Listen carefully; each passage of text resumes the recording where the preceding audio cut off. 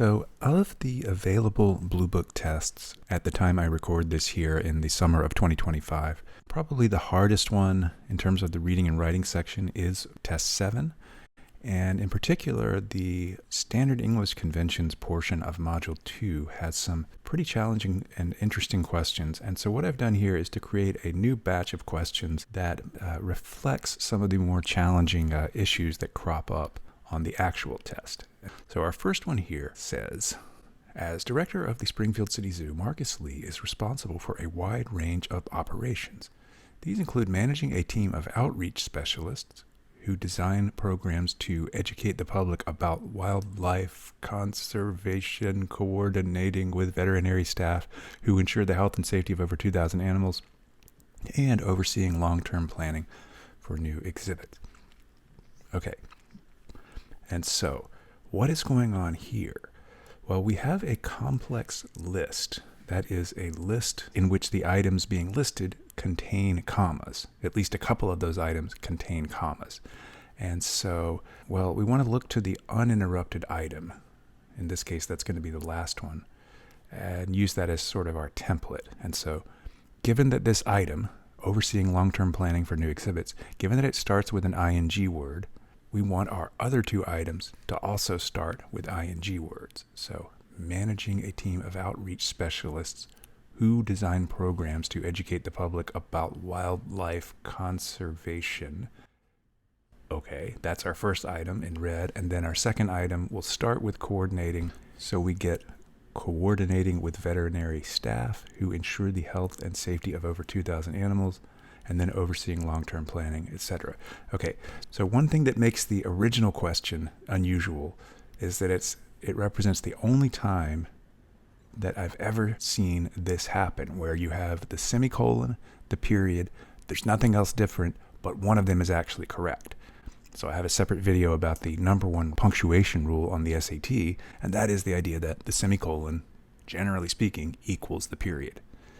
Well, this would be the one scenario in which they're not equal, because we can't use a period to join items in a list, but we can use a semicolon, again, when we have this sort of complex list. And so the correct answer here is going to be C.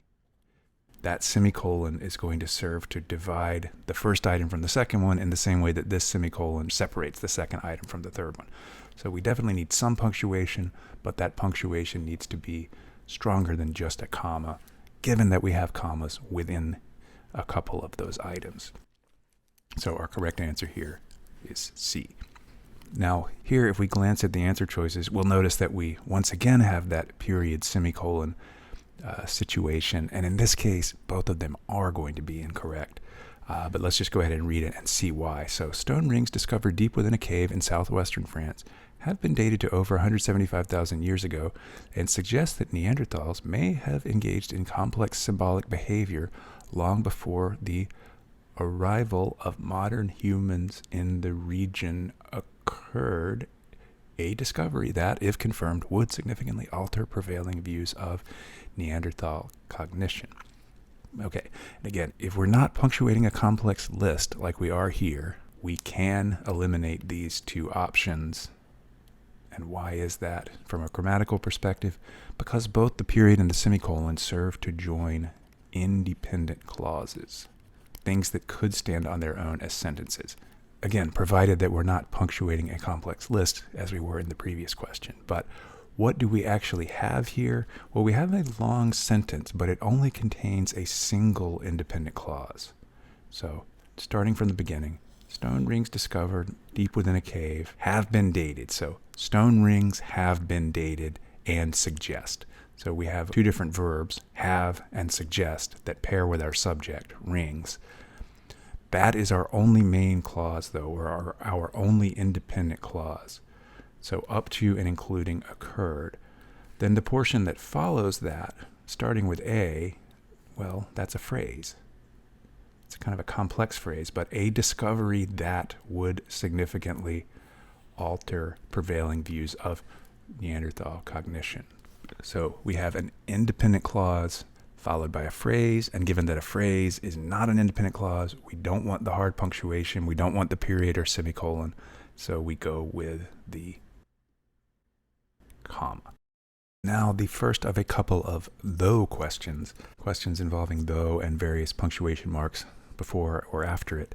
It says, architect Lila Mendoza is internationally recognized for designing sleek, high-rise office towers in dense urban centers. To reflect the natural landscapes of her childhood in Patagonia, though, she sometimes incorporates wood, stone, and flowing water features into her commercial projects. And so what I always recommend on these kinds of questions is to, and when I say these kinds of questions where you have a transition word like though or however or rather and various punctuation marks, is to first take stock of what we have in the sentence with the blank. Namely, do we have one independent clause or two? Okay, and so in this case, it will vary slightly depending on which answer choice we pick, but I'll just go ahead and start with answer choice A. So with answer choice A, well, this portion, and really with every answer choice here, this portion in yellow up to and including the word Patagonia is not an independent clause. It's not an independent clause. It would be, what would it be? To reflect the landscapes. It would be an infinitive phrase. To reflect the landscapes. Doesn't really matter what we call it, though. The important thing is it's not an independent clause. And so what that means is we don't want any sort of hard punctuation. Here, the hard punctuation is the semicolon. Okay, because if you're going to use a semicolon, and we're not punctuating a complex list, we need an independent clause on either side of it. And so A and C can be eliminated on that basis. Okay, what is the difference between B and D then? Well, both of these could be grammatical depending on the context. But in this case, the issue with D, when I say both of these could be grammatical, it's possible to have comma, though, comma, and it's possible to have comma, though, nothing. If we're going to go comma, though, and nothing, what that's going to do is it's going to signal a dependent clause. It's going to signal the beginning of a dependent clause. So in answer choice D, we would have some kind of phrase, something that's not an independent clause, followed by, well, a dependent clause, which is also not an independent clause. So dependent clause, phrase, neither one of them is an independent clause. In order to have a complete sentence, we need an independent clause somewhere. And so D would give us a fragment. So answer choice B is going to be correct.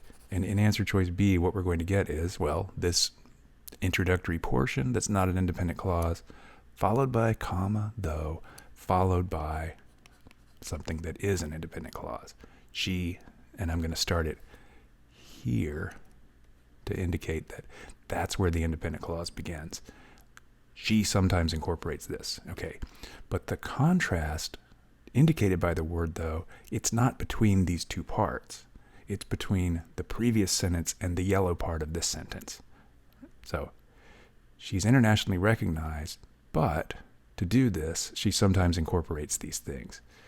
Okay, so what would be the contrast though? She's internationally recognized for this one thing, but she sometimes does this other thing. Okay, yeah, so the contrast would be between this blue portion and the yellow portion.